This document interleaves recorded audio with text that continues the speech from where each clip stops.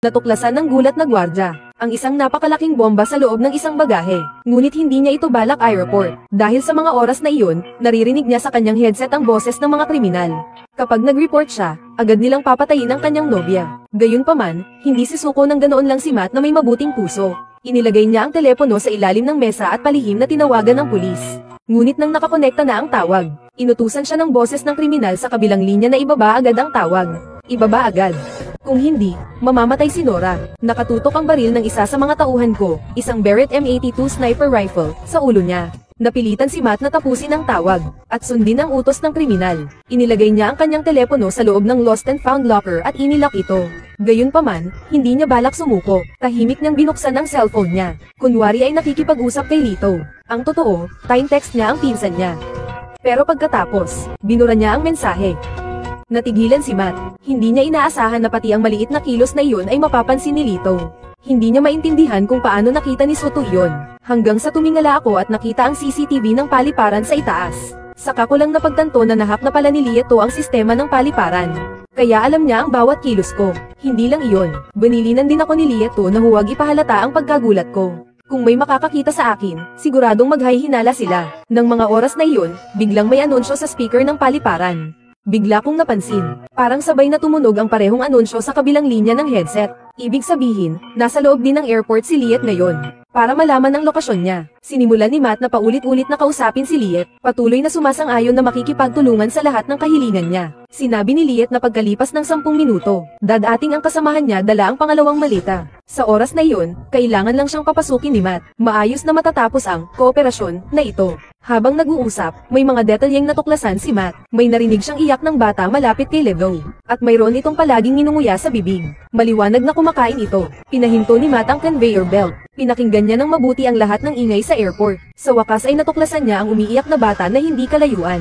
Tumingin siyang muli sa bar. May lalaking ngumunguya na kapareho ng ritmo ng pumatay sa kabilang linya ng kanyang earpiece. Gamit ang kanyang katalinuhan, sa wakas ay natukoy niya ang kinaroroonan ng pumatay. Ngayon ay makakaganti na si Matt, dahil tumigil ang conveyor belt ng mga bagahe. Isang pasahero ang nainip at sinabihan siyang buksan ito agad. Sinamantala ni Matt ang pagkakataon, at sinadyang awayin ang lalaki. Lumala ang pagtatalo. Tinawagan agad ni Matt ang pulis para beripikahin ang pagkakakilanlan ng lalaki. Pagkasabi niya noon, kinuha niya ang tiket ng lalaki. Hinawakan niya ang invisible pen. Palihim niyang isinulat ang impormasyon tungkol sa magnanakaw. Ang sulat ng panulat na ito ay makikita lang sa ilalim ng ultraviolet light, na iparating ang impormasyon sa pulis. Tumango si Lauhak bilang pagsang-ayon nang makita niya ito. Tumalikod at naglakad patungo sa command center. Sa wakas ay mapapabago ko na ang sitwasyon. Ngunit paglingon ni Matt, nakita niyang umalis na sa pwesto ang kalaban. Dali-dali niyang hinanap si Liet daw. Ngunit hindi niya alam na palihim na itong lumapit kay Lauhak. Sinadya niyang dumaan sa balikat ni Lauhak. Pagkalipas lamang ng 1 minuto, biglang nakaramdam ng sakit si Lauhak. Natamba sa lupa at inatake sa puso. Sinamantala ni Li daw ang pagkakataon para kunin ang tiket sa eroplano. Sinulyapan si Matt, at saka mahinahong tumalikod at umalis. Hindi inaasahan na ganito kalakas ang kakayahan ni Li daw na kontra pagsubaybay. Nawalan na si Matt ng huling paraan. Wala siyang ibang magagawa kundi makipagtulungan sa mga terorista at sundin ang mga hinihingi nila. Hindi nagtagal, dumating ang mga kasamahan ng mga teroristang nakasuot ng pulang sombrero. Bitbit ang mga malita at nagsimulang pumasok sa security check area. Bagamat handa na ako sa isip, ngunit nang makita ko ang laman ng malita, nagulat pa rin ako. Kahit dumaan na ako sa napakaraming pagsasanay tungkol sa mga bomba, hindi pa ako nakakita ng ganitong uri ng armas. Umabot sa 79% ang babala ng panganib. Pero hindi ako makapag-ingay. Kailangan ko lang sumunod para makapasok ito. Nang makita niya ang lalaking nakapulang sombrero na isinasakay na ang malita sa eroplano, sumigaw si Matt para tawagin ito. Nalaglag pala ang tiket niya sa basket. Pinulot ito ni Matt at mabilis na kinabisado ang pangalan ng lalaki. Pagkatapos ay ibinalik niya ang tiket dito. Naguguluhan na ngayon si Matt. Kung isusumbong niya ang nobya niya, mamamatay siya. Pero kung hindi niya ito isusumbong, mamamatay ang 250 katao sa eroplano. Dahil dito, naduwal si Matt. Tumakbo siya sa banyo at samuka ng samuka. Hindi inaasahan, biglang lumitaw si Eldo. Nakatayo siya mismo sa harapan niya. Sinabi ni Eldo na kapag nakaalis na ang eroplano, maituturing ng tapos ang misyon ni Matt. Sa oras na iyon, maaari na niya siyang palayain, pati ang kasintahan niya. Nang tanungin kung anong klaseng armas ang nasa loob ng malita, walang pag-aalinlangang sinabi ng Verdugo kay Matt. Isa itong biological weapon na galing sa Russia. Ang lason na inilalabas nito ay maaaring magdulot ng malawakang internal bleeding. At sa huli ay masasakal hanggang mamatay dahil sa sarili niyang dugo. Masasabing tiyak na mamamatay kapag naamoy ito. Nang marinig ito, hindi maiwasang mawalan ng pag-asa si Matt. Bumalik na lamang siya sa kanyang pwesto. At hinayaang simulan ng eroplano ang proseso ng paglipad. Pero ang kakaiba ay, biglang dumating ang isang grupo ng mga pulis sa airport. Sinasabing gusto nilang i-check ng random ang mga bagahe ng mga pasahero. Yun pala, ang tawag sa pulis na ginawa ni Matt kanina ay nakaagaw ng atensyon ng isang matalinong babaeng pulis. Ang security guard ng airport, pagkatapos tumawag sa pulis ay tumahimik. At agad na binaba ang telepono. Malinaw na may nangyayaring kakaiba. Isang magandang pagkakataon ito, TS. Naalala ni Matt ang pangalan ng kasamahan ni Lietdo. Kaya, habang nagpupulong ang pinuno ng grupo, sinadya niyang dumaan sa kanya habang hawak ang aparato. At palihim na iniskan ang susi para ma-access ang account ng pinuno. Pagkatapos, idinagdag niya ang kasamahan ni Lietdo sa random checklist. Sa ganitong paraan, siguradong mahaharang ang malita. Hindi nagtagal. Dinala na ng leader ang Red Hat. Muntik na akong matakot. Tinanong ko si Matt kung ano ang ginawa niya. Bakit niya kinuha ang tauhan ko? Ito ay dahil sa sistema ng bunutan. Nagsisinungaling ka, siguradong may ginawa ka. Nang makitang papalapit ang lalaki, hindi na rin nagpanggap pa si Matt. Agad niyang tinanggal ang headset, at nagmamadaling tumakbo papunta sa kanyang nobya para iligtas ito. Pero nang makalapit siya sa nobya, nagulat siyang natuklasan, na nakatutok sa ulo nito ang infrared scope ng magnanakaw. Mukhang hindi sila tinatakot. Walang nagawa si Matt kundi isuot muli ang headset. Muling naging sunod sa Nguyen kay Lietdo. Pagkatapos bumalik sa banyo, galit na sinunggaban siya ni Liet at pinagsusuntok. Malapit nang magtagumpay ang plano. Ngayon ay may mga kalokohang ganito. Si Matt, na sinanay sa paaralan ng pulisya, ay ginamit ang pagkakataon.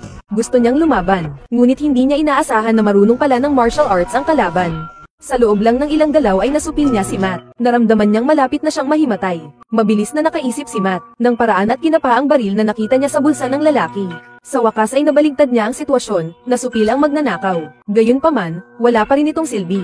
Kinuha ng magnanakaw ang kanyang telepono, at pinaandar niya ang biological weapon sa loob ng malita mula sa malayo. Maiipon ang nakal-alasong gas pagkatapos ng 10 minuto. Sa pagkakataong ito, hindi lang 250 katao sa eroplano ang mamamatay, kundi 10,000 katao sa buong paliparan. Hindi na magpapadalos-dalos si Matt, napipilitan na siyang makipagtulungan sa terorista para mahanap ang malita at mapatay ang aparato ng mano-mano.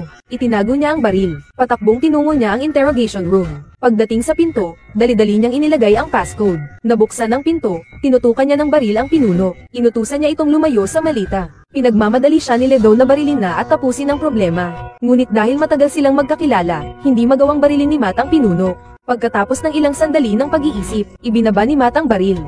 Hindi inaasahan, ginamit ni Mudo ang ballpen bilang armas, at pinatay ang pinuno. Matapos gawin ang lahat ng ito, paulit-ulit na humingi ng tawad si Red Hat. Nang tiningnang mabuti ni Matt, nakita niya na may earphone din ito sa tainga. Lumalabas na isa rin siyang puppet na tinatakot ni Liet. Ang kailangan naming gawin agad ay tanggalin ang bomba. 3 minuto na lang ang natitira. Si Matt, ang commander ng Special Forces, ay pinahihit ang 2 knobs sa magkabilang gilid ng kahon. Pagkatapos, pinaikot niya ito ng clockwise. Lumabas ang nakatagong buton. Matapos pindutin ang buton, mano-mano nang gagana ang bomba. Pagkatapos ng ilang komplikadong pagkilos, nakuha ni Matt ang isang bote ng gamot. Gumamit siya ng ballpen para pindutin ang buton sa loob ng bote. At pansamantalang naiwasan ang krisis. Ngayong hindi na umabot ang malita sa eroplano, sila Matt at Red Hat na lang ang magdadala nito sa baggage sorting area para lang i-check-in. Dahil tauhan sa seguridad ng paliparan si Matt, madali silang nakarating sa baggage sorting area. Pero sa pagkakataong ito, nagbigay ng utos ang boss sa pamamagitan ng earpiece ni Red Hat para patayin si Matt na wala nang pakinabang sa kanila. Buti na lang, nakita lahat ni Matt sa rearview mirror. Agad silang nag-away ng malakas. Nagsuntukan sila mula sa kalsada papunta sa conveyor belt. Malapit nang matalo si Matt, biglang sumabog ang baril ni Red Hat. Lumalabas na ang espesyal na baril na plastik na ito ay hindi maaaring sunod-sunod na paputukin. Ang mataas na temperatura ay naging dahilan upang uminit ng sobra ang katawan ng baril na humantong sa pagsabog nito. Napatay si Red Hat dahil sa mga bubog na tumalsik. Pinulot ni Matt ang telepono niya, at dali-daling tinawagan ang kanyang nobya. Ngunit sa oras na ito, abala ang nobya niya sa trabaho, at hindi niya napansin ang tawag mula sa hindi kilalang numero. Naalala ko rin na ngayong umaga nakatanggap ako ng mensaheng nag-aanunsyo ng bagong kanta mo. Kaya agad akong nagpadala ng mensahe sa numerong iyon, para humingi ng tulong sa kaibigan ko na iligtas ang kasintahan ko. Kahit na natanggap ng kaibigan ko ang mensahe, dumating na mismo ang sundalo sa lugar ng fan Matt. Ginamit niya ang tracking device para hanapin ang malita na hawak ni Matt. Nang makita niya si Matt, hindi siya nag-atubiling magpaputok. Sa kabutihang palad, dahil sa layo, daplis lang sa balikat ni Matt ang bala. Na-corner si Matt. Sa gitna ng panganib, nakakita siya ng isang malita na kapareho ng malita na may lamang armas. Kaya, agad siyang nakaisip ng magandang plano, nang gamitin ng magnanakaw ang tracker para mahanap ang malita. Natuklasan niyang wala na si Matt. Ang natira na lang ay ang bomba sa loob ng malita at ang teleponong nakakonekta na. Dahil nakuha na niya ang kailangan niya, hindi na niya kailangang habulin pa si Matt. Kinuha ng Lecter ang malita, at nagdesisyong sumakay mag-isa sa eroplano. Dinala niya ang malita sa eroplano. Inihanda na ng kanyang mga kasamahan ang reserve ticket sa eroplano. At binigyan din nila siya ng profesional na parachute, para makatakas siya pagkatapos ay activate ang armas. Dala-dala ni Luoto ang armas biolohikal. At kalmadong sumakay sa eroplano. Hindi agad makakapagsumbong sa pulis si Matt, kapag pinigilan siya ng mga pulis. Malamang napakakawalan agad ni Luoto ang lason at mamamatay kasama ang lahat.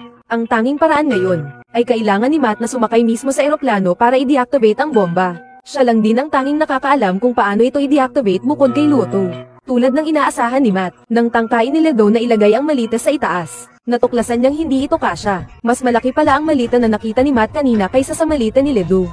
Kaya, sinadya ni Matt na pagpalitan ang mga ito, para mapilitan si Ledo na ilagay muli ang malita sa compartment ng bagahe, para hindi niya madala sa loob ng eroplano. At iyon din ang pinakamagandang pagkakataon ni Matt para tanggalin ang bomba. Tumakbo si Matt papunta sa eroplano ng mabilis. Bago pa humandar ang eroplano, palihim siyang sumakay sa kompartimento ng bagahe. Nang lumipad na ang eroplano, natagpuan na rin ni Matt ang malita. Tahimik na naghihintay ng tamang pagkakataon ang terorista. Ngunit bigla niyang natuklasan na mano-mano na ang pagpapasabog ng bomba. Mayroong maliwanag na may gumagawa ng kalokohan sa kompartimento ng bagahe sa ilalim ng eroplano. Malapit nang ma-deactivate ni Matt ang bomba, biglang narinig ang pagbukas ng pinto ng compartment. Tinutukan siya ng baril ng sundalo. Babarilin siya nito kapag gumalaw siya. Siguradong mamamatay din ako kapag pinasabog niya ito. Mas mabuti pang barilin niya na lang ako. Sige. Binaril ng sundalo si Matt sa binti, kaya tuluyan na siyang nawalan ng kakayahang lumaban. Kahit na nakatakas siya sa sulok, nang makarating si Lietdo, muntik na siyang matawa. Inisip ni Matt na magagamit niya ang vacuum isolation chamber para ihiwalay ang bomba. Dapat niyang malaman na kahit sino ay maaaring pindutin ang buton para buksan ito. Nilibak siya ni Lietdo, sa ganoong pag-iisip, marahil ay isa lamang talunan si Matt habang buhay. Pero hindi niya inaasahan ang susunod na segundo. Pero hindi na ako ganoon ngayon. Matapos mabasag ang lason, agad na namatay si Lito na nakakulong sa vacuum chamber dahil sa nalanghap na nakal-alasong gas. Natapos ang buhay kriminal ni Lito sa matinding paghihirap. Ligtas na nakalapag ang eroplano. Dumating ang napakaraming pulis. Sa huli, nagtagumpay si Matt dahil sa kanyang katalinuhan at katapangan.